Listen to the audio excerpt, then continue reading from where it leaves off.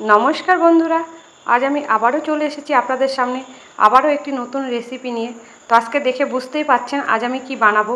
তো আমরা কত দাম দিয়ে বাজার থেকে ফ্রুটি কিনে খাই, তো আজকে আমি ঘরেই আপনাদেরকে বানানো দেখাবো কিভাবে বাড়িতে খুব সহজেই বানানো যায় ফ্রুটি। তো আমি দুইভাবে আপনাদেরকে করে দেখাবো। তো চলুন দেখি কিভাবে বানানো যায় এই রেসিপিটি। তো ভিডিওটা প্রথম থেকে শেষ পর্যন্ত দেখুন, কারণ শেষেও আমি ম্যাঙ্গো ফ্রুটিরই আরেকটা স্টেপ দেখাবো। তো চলুন দেখি কিভাবে বানানো যায় এই ফ্রুটিটি। তো দেখুন, প্রথমেই আমি নিয়ে নিয়েছি এই ফ্রুটি বানানোর জন্য আমার পাকা আম লাগবে।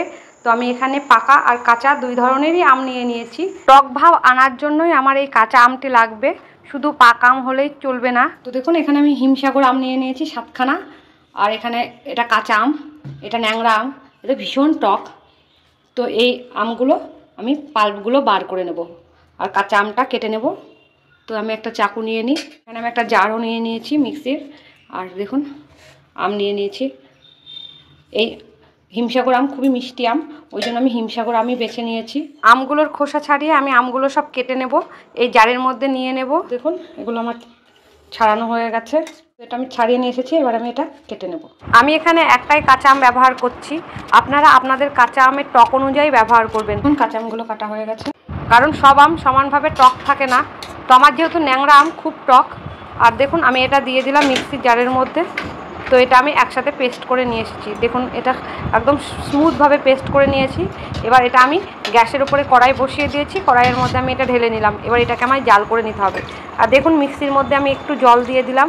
মিক্সির গায়ে যে পেস্টটা লেগেছিল সেগুলো আমি ধুয়ে নামিয়ে দিলাম। এবার আমি এর মধ্যে দিয়ে দিলাম চিনি। চিনি খুব বেশি চিনি এখানে লাগবে না, যেহেতু আমটা মিষ্টি ছিল সেহেতু আমি এখানে 1 কাপ মতন চিনি দিয়ে দিলাম। তবে ছোটো কাপের 1 কাপ আমি চিনি দিয়েছি। তো দেখুন, এটা ফুটতে লেগেছে। এটা আমি লো টু মিডিয়াম আছে 5-7 মিনিট ফুটিয়ে নেব। আমার জাল করা হয়ে গেছে। দেখুন, এটা আমার হয়ে গেছে। থিকনেসটা দেখুন এরকম হবে। এবার আমি এর মধ্যে একটু ভিনিগার দিয়ে দেবো, 1 চামচ মতন ভিনিগার দিয়ে দিলাম। এটা মিশিয়ে নেব। এবার আমি গ্যাসটা অফ করে দেবো, এটাকে একটু ঠান্ডা হতে সময় দেবো। তো গ্যাসটা আমি অফ করে দিলাম। তো দেখুন, এটা ঠান্ডা হয়ে গেছে। ঠান্ডা হওয়ার পরে এরকম হয়েছে। আমি তো কালার ইউজ করিনি, আপনারা চাইলে কিন্তু অরেঞ্জ ফুড কালারটা ব্যবহার করতে পারেন, তাহলে এটা কালারটা সুন্দর হবে, তাহলে দেখতে ভালো লাগে আর বাচ্চারা খেতে ভালোবাসবে। তো এটা আমি একটা ছাকনার মধ্যে দিয়ে দিলাম, কারণ এটাকে চালতে হবে। এরকম দানা থেকে থাকে তাহলে এটা চাললে পরে বেরিয়ে যাবে। তো এটা আমি ছাকনার সাহায্যে চেলে নেব। এটা করতে করতে আমার রাত হয়ে গেল, তো এইভাবে চেলে নেব। তো দেখুন, আমার সমস্ত চালা হয়ে গেছে। তো আমার এরকম পাল্পটা হয়েছে। তো দেখুন, এরকম পাল্পটা হয়েছে। দেখুন কতটা স্মুথ হয়েছে। তো আমার তো অনেক রাত হয়ে গেল, আমি এতটা করব না। তো আমি মাত্র 2 গ্লাস করব আমার 2 ছেলেকে দেওয়ার জন্যই। তো চলুন এবার নেক্সট প্রসেসে আসা যাক। আমি এই কড়াইয়ের মধ্যেই বানিয়ে নেব। এখানে আমার 2 চামচ নিলেই হয়ে যাবে। 2 গ্লাস উঁচু উঁচু করে 2 চামচ নিয়ে নিলাম। আর দিয়ে দিচ্ছি ফ্রিজের ঠান্ডা জল। 2 ছেলেকে দেবো, সেরকমই বানাবো। 2 গ্লাস বানাবো, তাহলে হয়ে যাবে।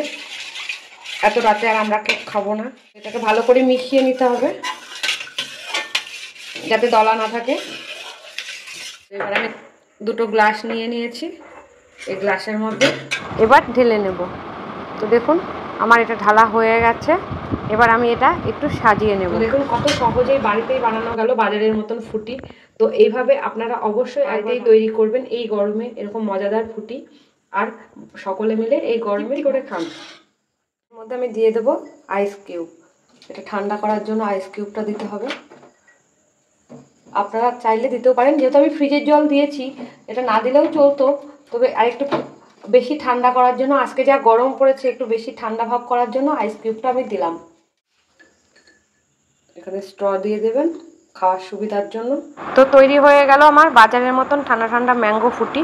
তো চলুন এবার সেকেন্ডটা দেখা যাক। ফার্স্টটা তো আমার কমপ্লিট হয়ে গেল, এবার সেকেন্ড পার্টটা আমি আপনাদেরকে করে দেখাই। এবার আমি একটু অন্যরকমভাবে এটা বানাচ্ছি ফ্রুটিটা। তো দেখুন, 2 রকমভাবেই আমি আপনাদেরকে শেয়ার করছি। তো আমি 4 গ্লাস বানাবো, তো আমি 4 চামচ নিয়ে নিলাম। তো দেখুন, এখানে আমি ফ্রিজে জল রেখে দিয়েছিলাম, বরফ পড়ে গেছে ওপরটা। এই জলটাই দিয়ে দেবো, আরও জল দেব। এটা আগে মিশিয়ে নিই। জল দিয়ে দিলাম, দিয়ে দেবো সামান্য ব্ল্যাক সল্ট। সামান্য পরিমাণ ব্ল্যাক সল্ট মিশিয়ে দিলাম। আর দেখুন এখানে ফ্রেশ পুদিনা পাতা নিয়ে এসেছি আর লেমন নিয়ে এসেছি, এগুলোও দিয়ে দেবো। লেমনগুলো আমি পাতলা পাতলা করে স্লাইস কেটে নিয়েছি। আর দিয়ে দেবো একটু ভাজা জিরের গুঁড়ো, 1 থেকে 1.5 চামচ মতন জিরের গুঁড়ো ব্যবহার করবেন, তাহলেই হয়ে যাবে। চিয়া সিডস মিশিয়ে নেব, লেমন জুস,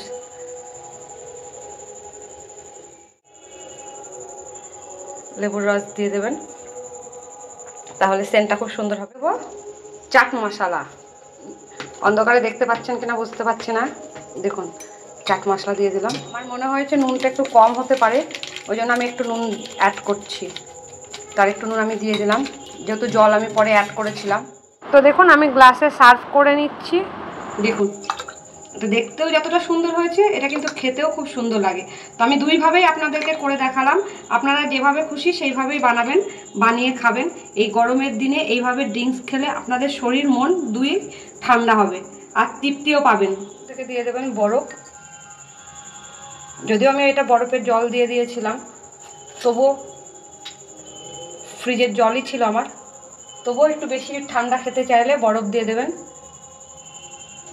আর এভাবে একটু সাজিয়ে দেবেন, পুদিনা পাতা দেওয়াই আছে, এভাবে একটু সাজিয়ে দেবেন, দেখতেও ভালো লাগবে আর খেতেও ভালো লাগবে। তো ভিডিওটা এতক্ষণ দেখার জন্য অনেক ধন্যবাদ। ভিডিওটাকে অনেক অনেক করে লাইক করুন, শেয়ার করুন আর এই চ্যানেলটিকে সাবস্ক্রাইব করে রাখুন, যাতে আগামী ভিডিওগুলো আপনারা খুব সহজে আর তাড়াতাড়ি পেয়ে যান।